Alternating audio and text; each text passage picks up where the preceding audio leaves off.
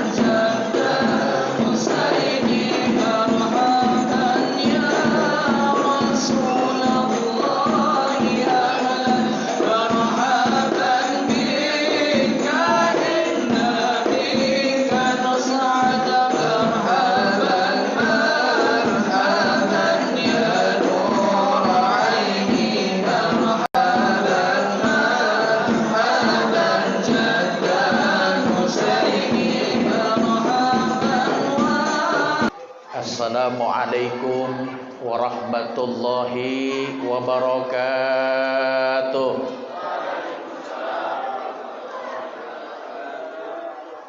Beli daun salam di Pondok Ranji. Yang jawab salam saya doain bisa naik haji. Ibu mau naik haji? Bapak mau naik haji? Udah nyetor? Naiknya kapan? Bismillah, alhamdulillah, salatan wa salaman ala sayyidina Muhammad Rasulillah wa ala alihi wa sahbihi wa mawalah, la hawla wa la quwwata illa billah. Ashhadu an la ilaha illallah wa ashhadu anna Muhammadan abduhu wa rasuluh. Allahumma salli wa sallim ala sayyidina wa nabiyyina wa syafi'ina wa maulana Muhammadin wa ala alihi wa sahbihi ajma'in, amma ba'du. Hadratil mukarramin, para alim ulama, para ustadz, para asatidz, wabil khusus yang kami hormati pun Allah muliakan, Ketua DKM Al-Mukarram Bapak Kiai Haji Dr. Sahrullah Iskandar beserta staf dan jajaran, yang kami hormati Al-Mukarram Bapak Kiai Haji Ashari, yang kami hormati Al-Mukarram Bapak Kiai Haji Mustafa Ardabili, yang kami hormati aparatur pemerintahan, Bapak RT, Bapak RW, Bapak Lurah, beserta rombongan, Bapak-bapak hadirin yang dirahmati Allah, puji serta syukur. Mari sama-sama kita panjatkan kehadirat Allah Subhanahu wa taala, teriring salawat dan salam senantiasa Allah limpahkan, Allah curahkan kepada baginda Nabi besar Muhammad sallallahu alaihi wasallam. Bapak, Ibu hadirin yang dirahmati Allah, bagaimana tidak menjadi idola sementara kelahiran Rasulullah sallallahu alaihi wasallam saja menjadi rahmat bagi semesta alam. Betul? Mana dalilnya? Bismillahirrahmanirrahim. Gimana mau jawab, mulutnya ngerenyem bae. Ulangin ya.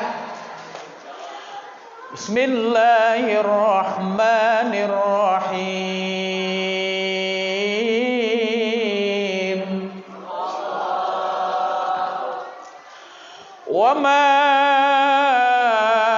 arsalnaka illa rahmatan lil alamin.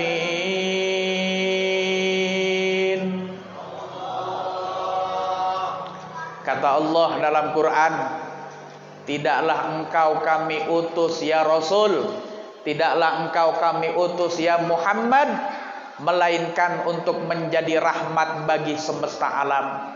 Para ulama ahli tafsir sebagian menafsirkan kata rahmat itu diantaranya kasih sayang, dan kasih sayang Rasulullah Sallallahu Alaihi Wasallam kebukti.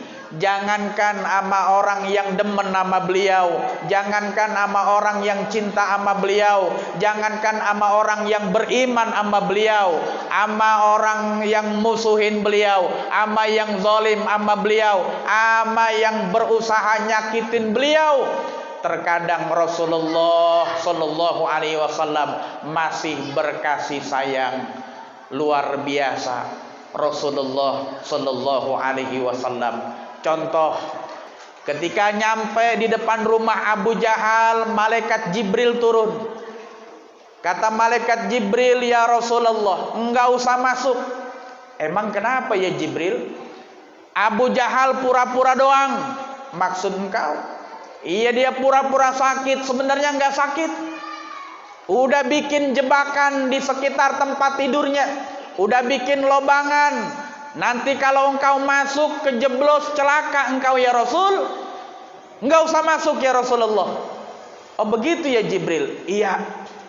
Maka Rasulullah yang udah ada di depan pintu rumahnya Abu Jahal puter haluan, balik badan, ninggalin tempat. Abu Jahal yang udah ngintek dari dalam. Do you understand ngintek? Halo? Assalamualaikum. Ngintek tahu kagak? Ngintip. Oh, pinter bocah. Abu Jahal udah ngintip dari dalam, melihat Rasulullah meninggalkan rumah dia, manggil-manggil Abu Jahal, "Ya Muhammad ta'al, ya Muhammad masuk. Tengokin ini paman." Rasulullah tahu emang Abu Jahal pura-pura doang. Rasulullah enggak hirauin. Rasulullah jalan aja.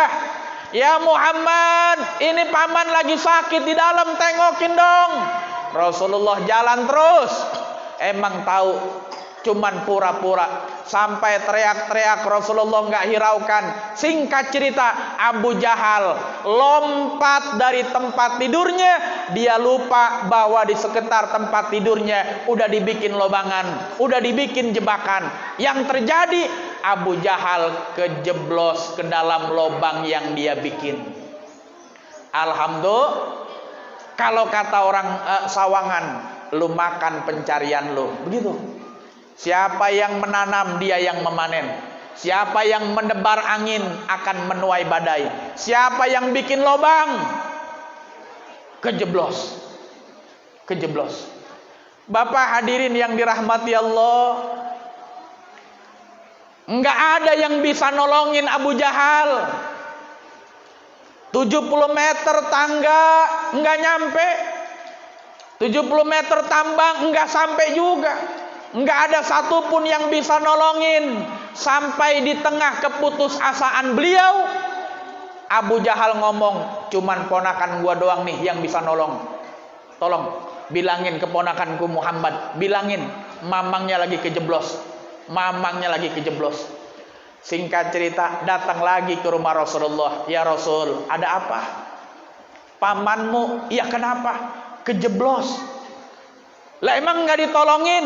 "Nggak ada yang bisa nolongin ya Rasul. Kayaknya cuma engkau doang." "Oke kalau begitu." Rasulullah Sallallahu Alaihi Wasallam datang ke rumah Abu Jahal. Bener bu, di dalam kamarnya lagi di dalam kejeblos. Padahal hadirin yang dirahmati Allah, 70 meter tambang nggak sampai, 70 meter tangga nggak sampai. Rasul cuman pakai tangan doang sampai. Rasul pakai tangan doang sampai. Apa yang terjadi? Sampai di atas Abu Jahal udah ditolongin, diangkat dari lobangan ke atas. Bukan ucapin terima kasih, malah caci maki, malah hina Rasul. "Hebat engkau Muhammad, punya ilmu sihir." Begitu. Punya ilmu sihir. Lah tambang kagak nyampe, tangga nggak nyampe, engkau pakai tangan doang nyampe. Bapak, Ibu, kira-kira jawab yang jujur. Ibu nolongin orang, kejeblos, Ibu angkat dari lobangan ke atas. Begitu di atas bukan ngucapin terima kasih, malah ngatain, malah menghina. Kira-kira jorogin lagi apa enggak? Apa? Jorogin lagi. Kejem amat romannya. Emang kenapa jorogin lagi? Enggak tahu terima kasih. Apalagi ini Rasulullah yang udah mau dijolimin, mau dijolomin, masih nolongin. Udah nolongin, bukan terima kasih, malah caci maki. Apa yang dilakukan Rasulullah Sallallahu Alaihi Wasallam? Emang Rasulullah rahmatan lil alamin. Dicaci, dihina, mau dicelakain, Rasulullah ngangkat tangannya. Apa kata Rasul? Ya Allah, karuniakan aku salah satu daripada 2 Umar. Apa yang dimaksud doa Rasul? Yang dipinta Rasul, karuniakan aku salah satu 2 Umar. Umar yang pertama nama asli Abu Jahal, Umar bin Hisham. Yang kedua yang diminta sama Rasul, Umar bin Khattab. Yang dikabuli nama Allah yang mana? Sayyidina Umar bin Khattab masuk Islam, jadi sahabat Rasul, jadi khalifah, bahkan makamnya berdekatan di Madinah. Mudah-mudahan kita bisa ziarah ke sana. Amin. Ya Rabbal, kasih sayang Rasulullah kebukti. 2, Ibu yang dirahmati Allah,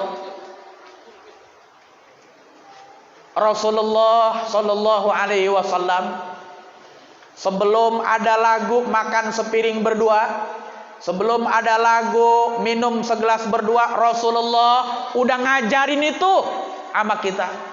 Tinggal kita praktekin doang. Mana Rasulullah kalau pulang dakwah, pulang ke rumah, disediain minum sama Sayyidatina Aisyah.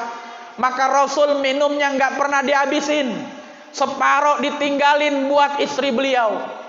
Satu ketika Rasulullah minumnya Rasul Bismillahirrahmanirrahim, glek glek glek, alhamdulillah. Kalau mau nambah Bismillah lagi, Bismillahirrahmanirrahim, glek glek, alhamdulillah. Orang kayak kita glegek glegek glegek glegek, berdiri lah minumnya. Itu Rasulullah begitu. Satu ketika Rasulullah minum, itu gelas yang biasanya disisain separoh mau dihabisin sama Rasul. Sayyidatina Aisyah ngomong, ya Rasulullah, haus amat romannya. Rasulullah enggak hirauin, Bu, diminum aja sama Rasulullah sampai tinggal dikit. Sayyidatina Aisyah merajuk. Apa kata Sayyidatina Aisyah? Ya Rasul, emang udah enggak sayang lagi sama saya? Yang biasanya minum disisain separoh, segelas berdua, ini mau dihabisin aja. Emang udah nggak sayang lagi sama saya? Perempuan kalau udah ngomong begitu, udah kata-kata pamungkas. Bener nggak, Bu? Udah terakhir itu. Emang abang udah nggak sayang lagi sama saya? Begitu. Maka Rasulullah nggak tega melihat istri beliau ngomong begitu. Maka yang tinggal dikit dikasih sama Sayyidatina Aisyah.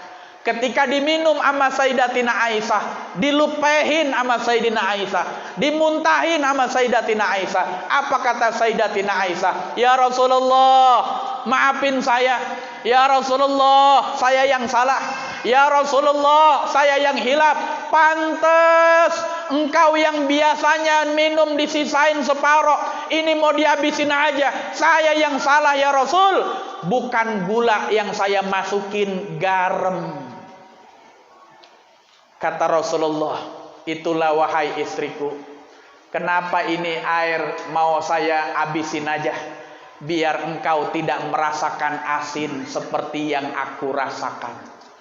Kira-kira laki kita begitu apa kagak? Boro-boro katanya. Bener kagak nih?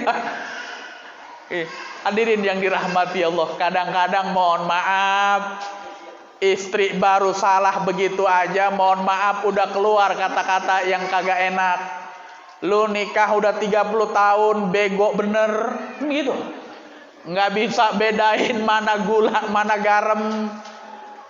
Istri dibego-begoin. Naik dia, bang, Udah bagus gue sediain kopi, udah bagus gue sediain minum, gue sediain teh. Emang lu ngasih duit berapa sih bang? Begitu. Betul kagak bu? Nih gue udah ngirit bener nih. Senin masak sayur bening, Selasa sayur bening, Rebo sayur bening. Sampai saking beningnya ikan cupang hidup nih. Begitu kata bininya. Hadirin yang dirahmati Allah. Maka Sayyidatina Aisyah nyontoin, kalau punya salah minta maaf duluan. Siap bu? Siap minta maaf duluan? Suami juga begitu. Kalau istri udah minta maaf, berbesar hatilah, maafin juga kesalahannya. Hadirin yang dirahmati Allah, ini Rasulullah Sallallahu Alaihi Wasallam dalam segala aspek kehidupan. Rasulullah punya suri tauladan. Rasulullah seorang suami dari istri-istri beliau. Rasulullah seorang pemimpin dari umat beliau. Rasulullah seorang pedagang. Rasulullah ahli politik. Rasulullah seorang pengusaha. Dalam segala aspek kehidupan Rasulullah punya suri tauladan. Maka hadirin yang dirahmati Allah, tanda cinta kita kepada Rasul, bagaimana caranya kita buktiin tanda cinta kita kepada Rasulullah? Rasulullah cinta benar sama kita. Rasulullah sayang benar sama kita. Kata Pak Kiai Sahrullah tadi, Rasulullah tiap malam kakinya bengkak-bengkak, tiap malam matanya sembab, bercucuran air matanya. Siapa yang didoain?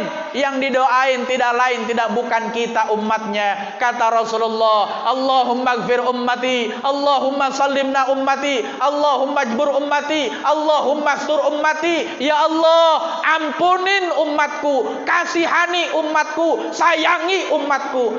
Ini yang Rasulullah doain buat kita tiap malam. Alhamdulillah, Rasulullah teramat cinta kepada kita. Hadirin yang dirahmati Allah, maka cara kita membalas cintanya Rasulullah bagaimana? Mengidolakan Rasulullah apa cukup dengan kata-kata aja? Kagak. Ibu hadirin yang dirahmati Allah, cinta itu adanya di hati. Betul? Gedeg juga adanya di hati. Gedeg. Kalau saya tanya sama ibu hadirin yang dirahmati Allah, yakin gak sama Allah? Bu, yakin gak sama Allah? Berapa persen yakinnya? 100%. Yakin adanya di mana? Di hati. Dari mana tahu yakin? Ada ciri-cirinya. Maka kalau orang gedeg juga begitu. Gedeg itu mainan hati. Ada ciri-cirinya mana? Ketika gedeg sama orang, papasan, ada dia no, ada dia no, mingser, jalannya mindah. Itu gedeg adanya di mana? Ada di hati. Cirinya apa? Ketika ketemu berpapasan enggak negor, buang muka, malah pindah jalurnya. Itu hadirin yang dirahmati Allah ciri. Maka kita ngaku cinta sama Rasul, cinta itu hati adanya di hati. Cirinya mana? Tandanya mana? Maka Allah Subhanahu wa ta'ala udah ngajarin, udah nyuruh kepada kita melalui Rasulullah Sallallahu Alaihi Wasallam. Kata Allah dalam Quran surat Al-Imran, kata Allah, Qul in kuntum tuhibbunallah fattabi'uni yuhibbukumullah. Allah berfirman kepada Rasul, ya Rasul bilangin mereka. Rasul disuruh ngomong sama kita, sama umatnya.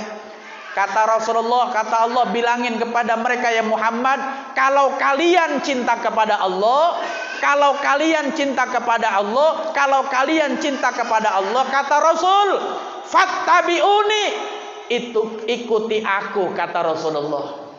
Fattabi'uni, ikuti aku. Kalau kalian udah ngikut aku, yuhibbukumullah, Allah bakal cinta kepada kalian. Kalau Allah udah cinta kepada kalian, wa yaghfir lakum dzunubakum, Allah bakal ngampunin dosa kalian. Jadi kalau kita ngaku cinta Allah, cinta Rasul, mesti ngikut ama Rasulullah sallallahu alaihi wasallam. Fattabi'uni, para ulama ahli tafsir menjabarkan ngikut Nabi ini dalam hal apa? Dalam semuanya. Yang fardu udah pasti, yang sunnah udah tentu. Bahkan fattabi'uni, ngikut Nabi dari bangun tidur sampai tidur lagi, niatin ngikut Rasulullah sallallahu alaihi wasallam. Siapa?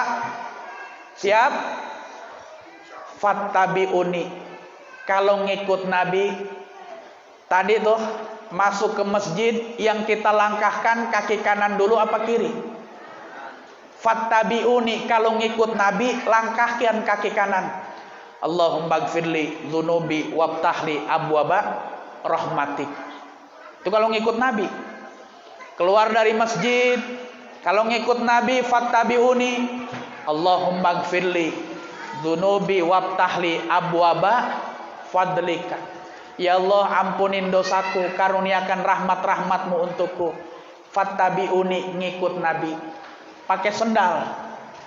Pakai sendal kagak tadi? Pakai sendal.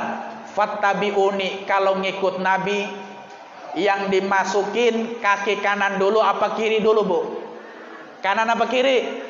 Fattabi'uni, kalau ngikut Nabi, yang dimasukin kaki kanan, baru kaki kiri. Fattabi'uni, ngikut Nabi.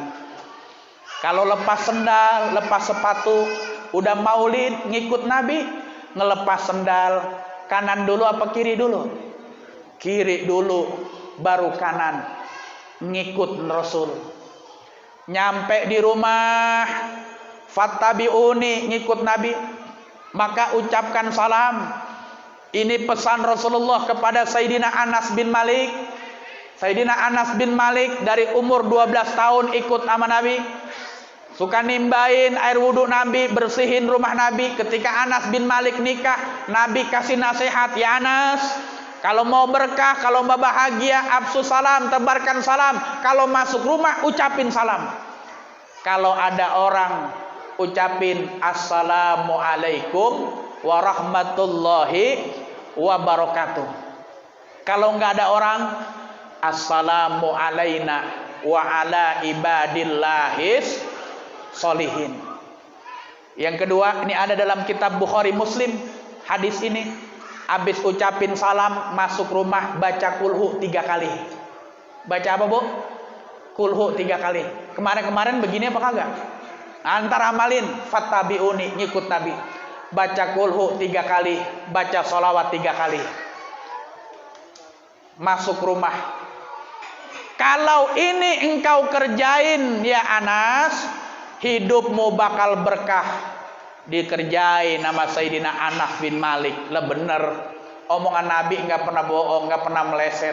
Sayyidina Anas ngamalin, kalau masuk rumah ucapin salam, baca kulhu, baca sholawat. Apa yang terjadi? Hidupnya berkah. Umurnya sampai 100 tahun.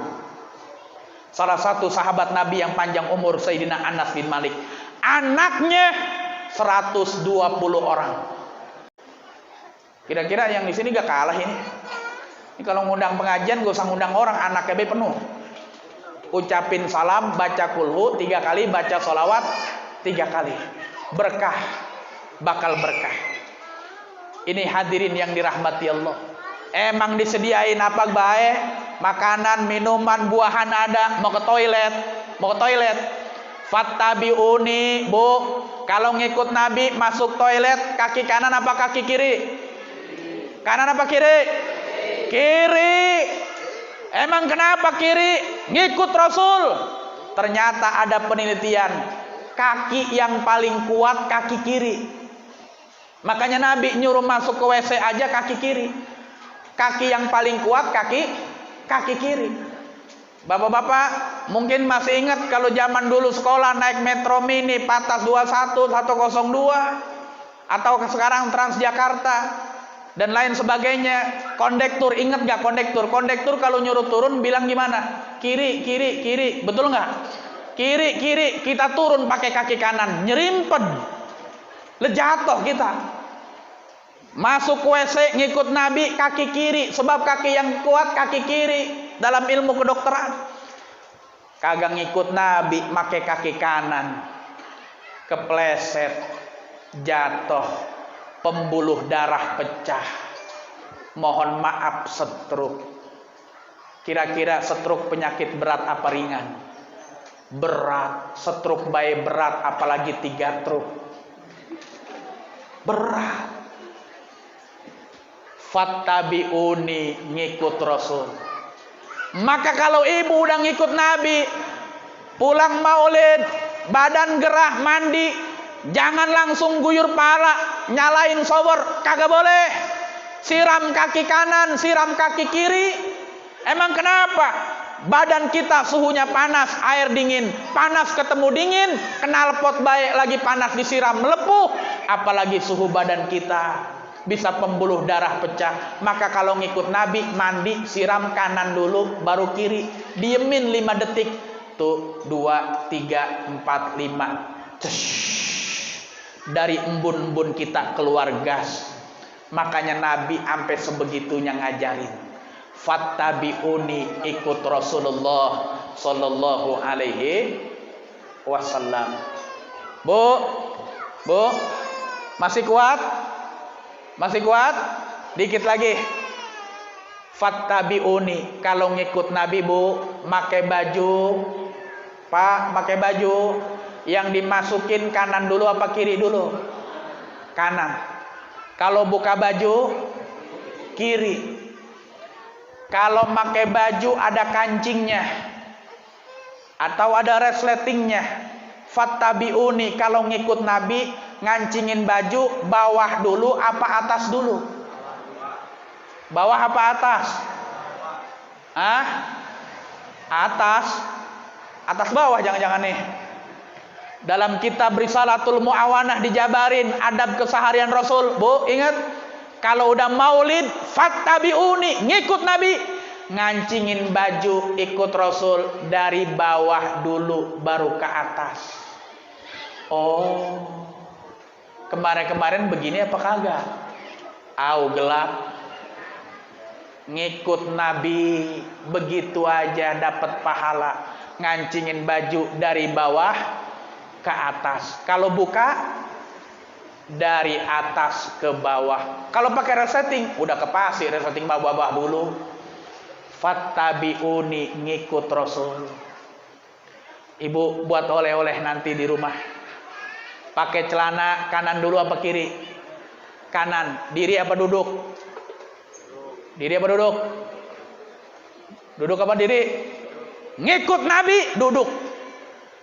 Di depan meja rias ada bangku, atau kalau nggak ada bangku ada di samping tempat tidur dipan. Duduk pakai celana. Saya kagak jelasin celana apa aja dah. Ribet amat. Yang penting celana apa aja kita pakai sambil duduk. Sebab kalau duduk pakai celana nyantai. Ini kagak ada bangku sini. Ya anggap aja bangku dah. Ini kalau duduk pakai celana nyantai. Kanan, kiri. Kalau duduk, coba kalau pakai celana berdiri, goyang bisa jatuh. Fattabi'uni, ngikut Rasulullah sallallahu alaihi wasallam. Maka andai kata kita berat rasanya ngelaksanain sunnah yang paling tinggi. Apa sunnah yang paling tinggi? Sholat sunnah, qiyamul lail yang kata Kiai tadi, kalau bagi Nabi wajib, bagi kita sunnah. Andai kata berat, saya mau tanya ibu, kalau malam bangun gak jam 2? Bangun gak Bu? Pak, kalau jam 2 bangun gak? Ngapain? Kencing. Habis kencing, cebok dulu, jorok amat. Kalau kita nggak sanggup bangun malam, kalau kita nggak sanggup witir, kalau kita nggak sanggup duha, minimal tadi tuh keseharian kita jangan sampai lewat. Ini yang keseharian kita nih. Masuk WC, keluar WC. Berapa kali kita masuk WC? Kalau ngikut Nabi udah banyak banget pahalanya. Masuk rumah, keluar rumah, pakai sepatu, lepas sepatu, pakai sendal, lepas sendal. Mau makan, mau minum. Al-Imam Habib Abdullah Al-Aslam pernah sekali minum pakai tangan kiri, bercucuran air matanya. Ditanya sama ajudannya, "Imam, apa yang membuat engkau menangis?"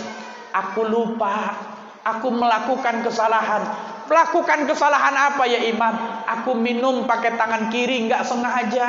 Ini melanggar aturan Rasulullah, melanggar aturan Allah. Minum pakai tangan kiri, Rasul nyuruhnya minum pakai tangan kanan." Kata Imam, "Ada berapa beras di gudang?" Kata ajudannya, "Ada 3 ton wahai Imam." Kata Imam, "Bagiin sama fakir miskin sebagai penebusan kesalahan minum pakai tangan kiri nggak sengaja." Sebab kata Rasulullah, "Wa atbi'i syai'ata tamhuha." Iringi perbuatan buruk dengan perbuatan baik, maka perbuatan baik akan menghapus perbuatan buruk. Minum pakai tangan kiri, 3 ton beras dibagiin. Kita minum pakai tangan kiri, jangankan seliter 2 liter, jangankan nyesel, nyengir baik.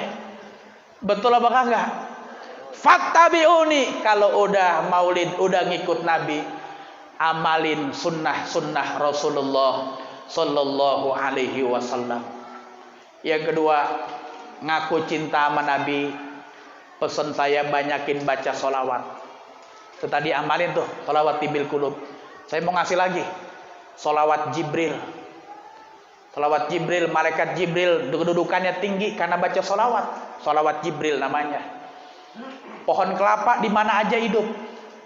Di gunung hidup nggak, Bu? Di kota hidup nggak? Di kampung hidup nggak? Di komplek hidup nggak? Ada pohon kelapa tuh.